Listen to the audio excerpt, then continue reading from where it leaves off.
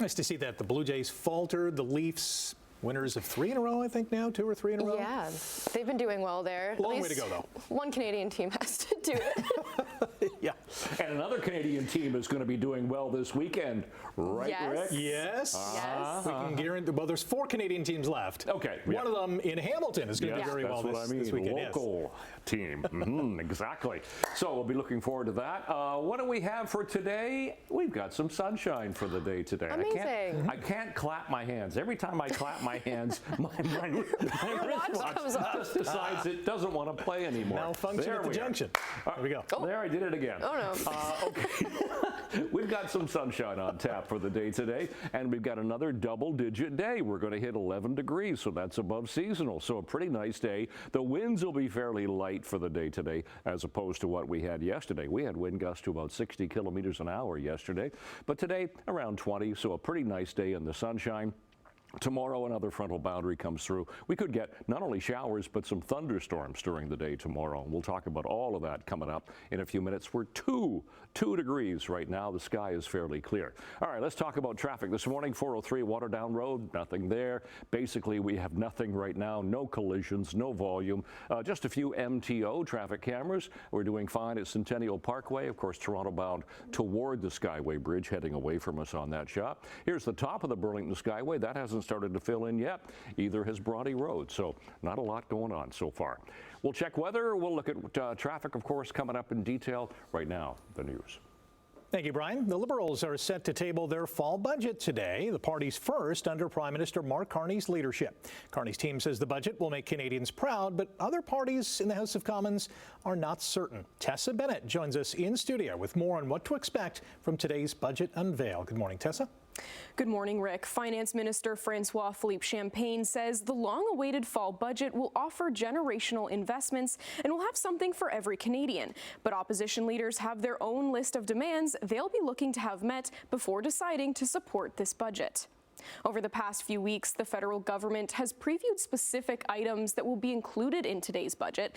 That list includes investment in private sectors, a climate competitiveness strategy, and an increase in defense spending, among other things. And while Prime Minister Mark Carney has remained confident his team's budget will appeal to all Canadians while addressing the ongoing trade war, he still needs to convince his opposition. Well, they've got to either persuade opposition parties who said they disagree with some of the announced plans for this budget. They've got to persuade them either to vote with the government on the budget, which could be a tricky thing. Some of those opposition parties have made demands, and if those aren't met, then it looks like they've capitulated. And so it's a question of whether one of those parties or people from one of those parties either vote with the government or abstain. And of course, that all assumes that the Liberals all vote in favor of the budget. Conservative leader Pierre Poilievre says his caucus would be willing to support an affordable budget, but he's also calling on Carney's government to cut taxes on energy and home building across the country. Because the vote on the budget bill is a confidence vote and Carney's caucus is not a majority, the Liberals will require the support of some opposition MPs to avoid an early election. I'll send it back to you, Simone. Thanks, Tessa. Industry Minister Mélanie Joly says Canada's government is ready to address Stellantis' decision to move planned vehicle production out of Brampton. Stellantis made the decision last month to move Jeep Compass production to Illinois. The government says that move put the company in breach of funding agreements connected to plants in Windsor and Brampton. For its part, Stellantis says it did not make the decision lightly. Joly outlined what action the government is taking. Today, we're moving forward. Before the close of business, the government will take the next step under the contracts to recover Canadian taxpayers' money. This means that we'll start the 30-day period of the formal dispute resolution process in order to bring back production at the Stellantis Brampton facility.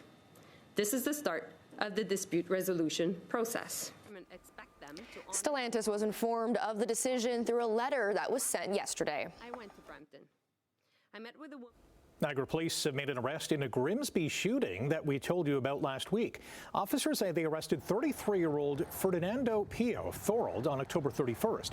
Pio has been charged with aggravated assault and discharging a firearm with intent after a victim was seriously injured in the shooting at the Niagara Gateway Information Centre last Thursday.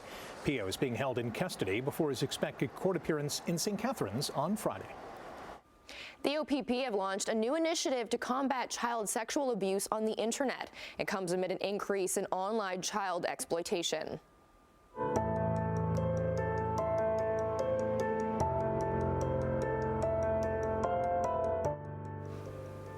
14 agencies are focused on reports of children self-exploiting online by working hand-in-hand to share information, resources, and investigative techniques. Police spoke to over 200 families who have been affected and found the average age of children generating the material was between 5 and 9 years old. Police say it's proof that young children may not fully understand what's appropriate to post or share and the risks that they may be exposed to. Police are urging parents to remain vigilant and report any instances of online child abuse to police or at cybertip.ca. Niagara police have arrested a man on human trafficking allegations in Niagara Falls. 30-year-old Brandon Fitzgerald of no fixed address is charged with multiple offenses, including human trafficking, extortion, and forcible confinement. A 30-year-old Niagara Falls woman was also arrested in the case in September and faces multiple charges. Police believe there are more witnesses, and they're asking them to come forward. Ontario Premier Doug Ford says Prime Minister Mark Carney called him a couple of times from Asia to ask him to pull an ad campaign blamed for ending trade talks with the U.S. Carney says he told Ford he didn't think the province should run the ad that featured clips of former U.S. President Ronald Reagan speaking negatively about tariffs. But Ford kept it running for a few more days during World Series games. U.S. President Donald Trump cut off trade talks with Canada late last week and threatened to add a 10% tariff on Canadian goods, citing the TV spots. Now, it was a very special evening last night for those who gathered for the Hamilton Veterans Service League's dinner. This year marks the 95th anniversary of the founding of the league, and the Veterans Dinner is a highlight on the calendar. The occasion provides the opportunity to honor local veterans past and present. Last night's gathering was the 15th annual dinner, and it's a special event for veterans leading up to Remembrance Day. Wishing thoughts about all our fallen comrades over the years. November 11th is coming up, and people should get out, wear a poppy, and pay your respects, pay a tribute. It's a very strange feeling. Why am I still here? And so many young people, their lives are taken, and especially those who were killed in action. And we've missed so much they might have contributed to our country. Attendees were able to catch up and mingle while taking in the sounds of an 18-piece big band from Hamilton and their accompanying singer.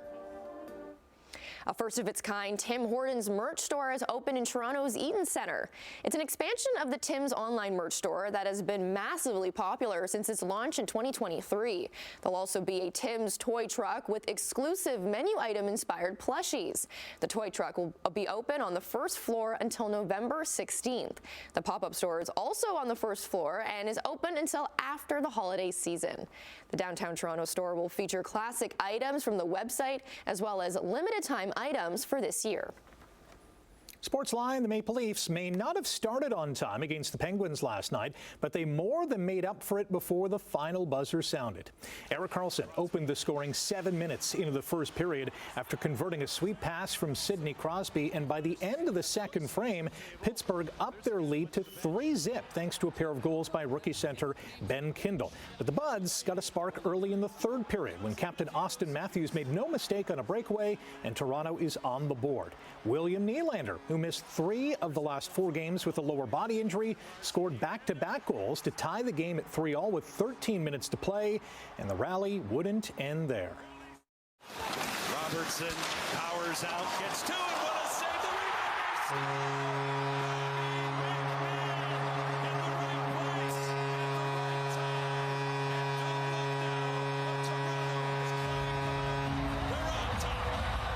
Nick Robertson drives the net. Bobby McMahon buries the rebound, and Toronto has their first lead of the game. Anthony Stolar stopped 34 shots as the Leafs storm back to win 4-3, their fourth victory in 5 games.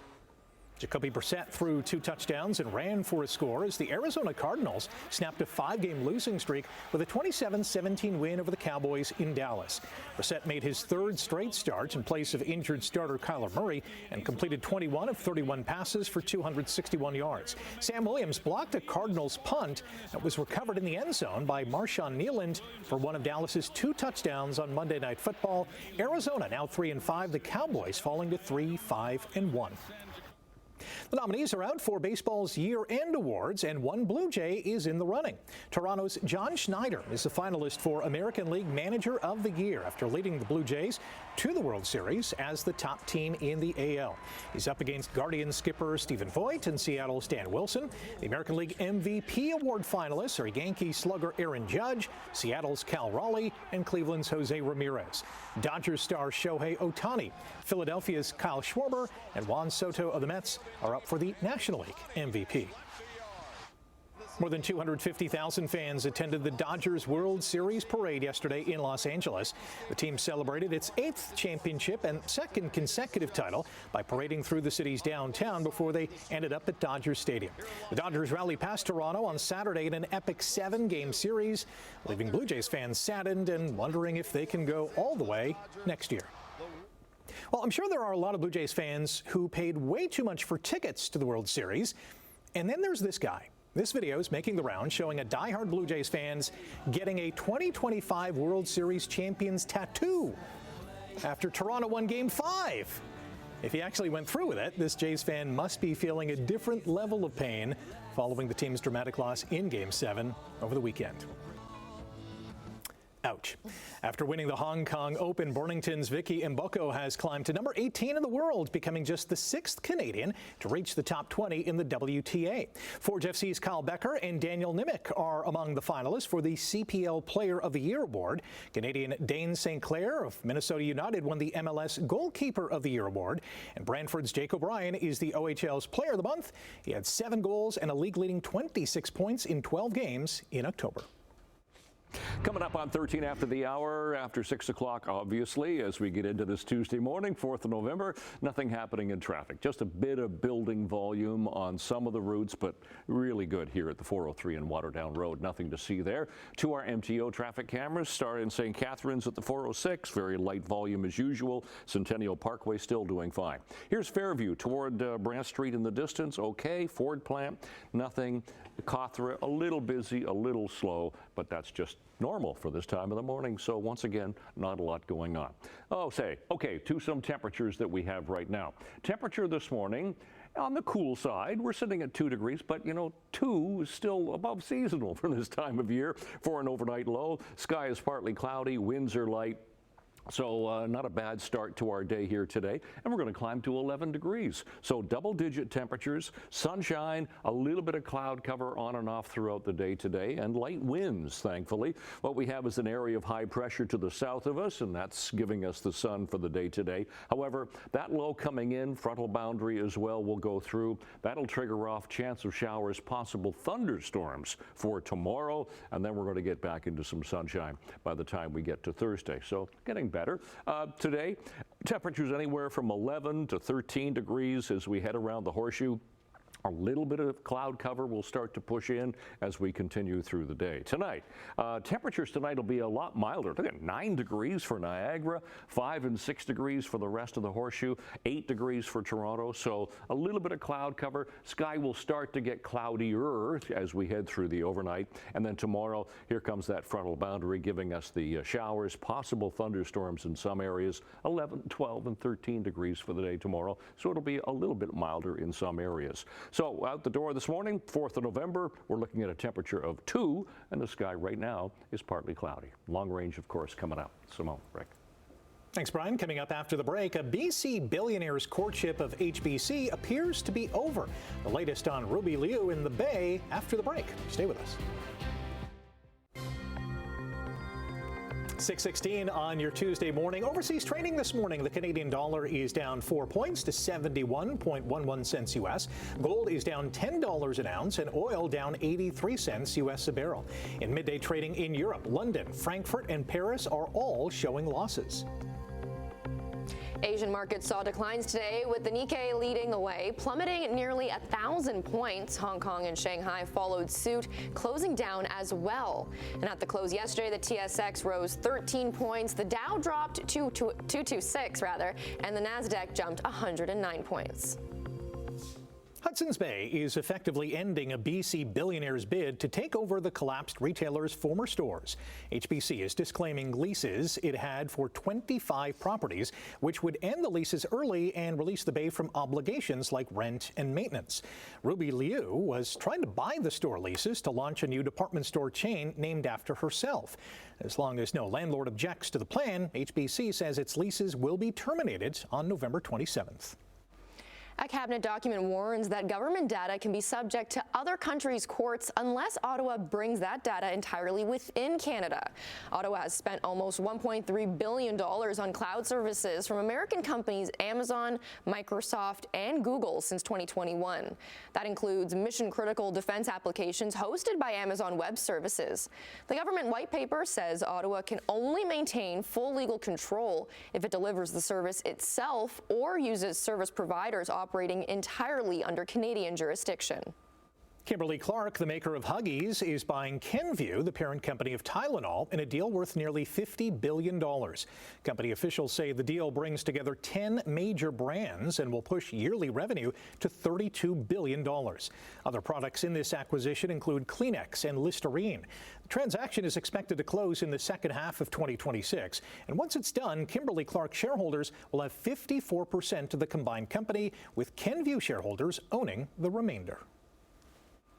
Nintendo says its net profit jumped 85% between April and September from the year before.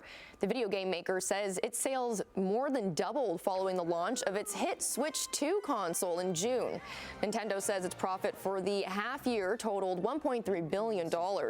Sales for the first half of this fiscal year rose to nearly $7.1 billion. Nintendo, which makes Super Mario and Pokemon games, did not provide a breakdown of quarterly data.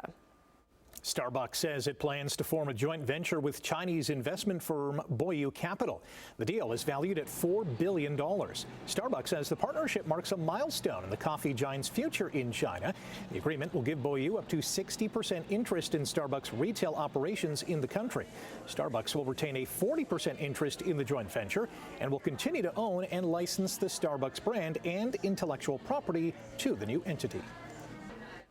One of the world's most popular fast fashion websites says it will no longer sell sex dolls.